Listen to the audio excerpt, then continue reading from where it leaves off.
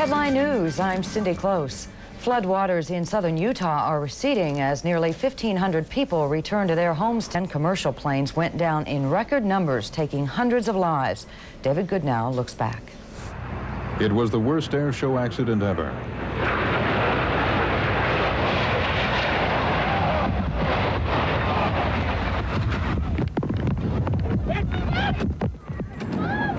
Nearly 500,000 spectators watched as 3 Italian acrobatic jets failed to complete a heart-shaped maneuver. One jet careened into the crowd. 70 people were killed, including 2 Americans. It was just like a madhouse. Everybody was just running away from the fire because the cars got caught on fire, the trucks caught on fire. The West German government is calling for tough limits on low-level NATO training flights. 22 NATO planes crashed in the country in 1988, including an Air Force A-10 Thunderbolt fighter, which plowed into several homes in Ramscheid in December, killing 6 people.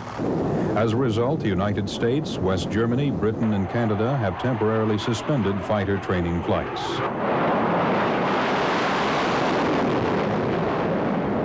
The Air Force also suffered a setback for its sophisticated B-1B bomber. 2 bombers crashed within 3 weeks in November. No one was killed in either crash. The Air Force inspected the planes and returned them to service. Ladies and gentlemen, the first B-2 bomber. The year ended on an up note for the Pentagon with the unveiling of the B-1 successor, the B-2 stealth bomber. The Air Force said the flying wing will be the cornerstone of America's strategic defense. But late in the year, officials said it may be too costly to produce until at least the mid-1990s. In June, one of the world's newest commercial airliners crashed into a forest during an air show in Mulhouse, France, killing 3 people. Investigators say the pilot was flying dangerously low.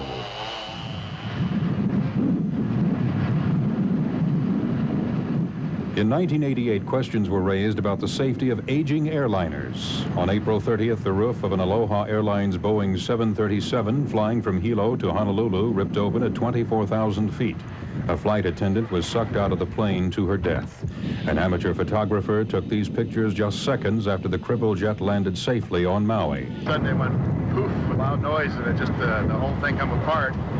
And I personally thought we were all gone. Investigators believe metal fatigue from the stress of repeated takeoffs and landings caused the jet to tear open. The FAA ordered inspections of all older 737s. The investigation continues into the year's worst commercial airline accident in the United States. On August 31st, a Delta Airlines 727 failed to gain altitude and crashed on takeoff at Dallas International Airport. 14 people were killed when the jet burst into flames. At liftoff, I had a handful of airplane. I added full power, and the airplane crashed. Investigators say the plane's flaps may not have been set in the correct takeoff position, and the pilots didn't know it. As a result, the FAA has ordered improvements to the takeoff warning systems of all U.S. airliners. David Goodnow, CNN, reporting. Old acquaintances joined new ones in New York's Times Square last night as hundreds of thousands of people waited for their first glimpse of the new year. And the traditional ball did not let them down. In Pasadena, California, workers preparing for the annual Tournament of Roses parade had an ample supply of the flower. Float designers and their helpers are working hard, making sure this New Year tradition goes off without a hitch.